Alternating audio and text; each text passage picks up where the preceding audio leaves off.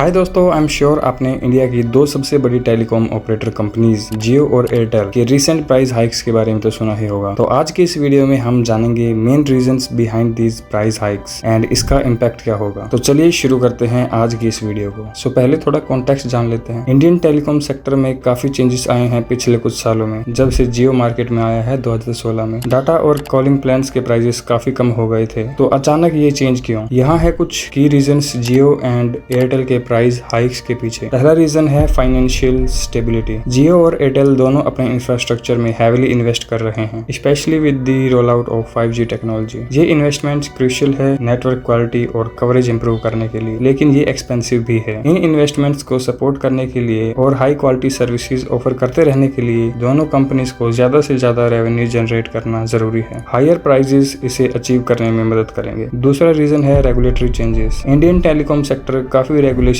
और टैक्सेस के अंडर है। रिसेंट में कुछ रेगुलेटरी एनवायरनमेंट में चेंजेस आए हैं जो इन कंपनीज पर फाइनेंशियल बर्डन बढ़ा रहे हैं। ये changes higher spectrum fees, adjusted licence fees या दूसरे रेगुलेटरी कॉस्ट इंक्लूड कर सकते हैं। इन एडिशनल एक्सपेंसेस से कोप करने के लिए प्राइस हाइक्स नेसेसरी हो जाते हैं। अब बात करते हैं तीसरे रीजन की, जो कि है मार्केट कंसोलिडेशन। पिछले कुछ सालों में इंडियन टेलीकॉम मार्केट में सिग्निफिकेंट कंसोलिडेशन देखने को मिली है। स्मॉलर प्लेयर्स या तो लार्ज वंस के साथ मर्ज हो गए हैं या मार्केट से एग्जिट कर गए हैं। इससे जियो और एयरटेल जैसी कंपनीज को अपने प्राइसेस एडजस्ट करने की फ्लेक्सिबिलिटी मिलती है, बिना कस्टमर्स को कॉम्पिटिटर के पास जाने के डर के। अब बात करते हैं लास्ट एंड फाइनल रीजन की, जो कि है इन्फ्लेशन और ऑपरेशनल कॉस्ट। जैसे किसी और बिजनेस के साथ होता है, टेलीकॉम कंपनीज भी राइजिंग कॉस्ट फेस करती है इन्फ्लेशन की वजह से। ये एनर्जी प्राइसेस से लेकर लेबर कॉस्ट तक सब कुछ इंक्लूड करता है। अपने प्राइसेस इंक्रीज करके जियो और एयरटेल अपने हायर ऑपरेशनल कॉस्ट को कंपनसेट कर रहे हैं ताकि प्रॉफिटेबिलिटी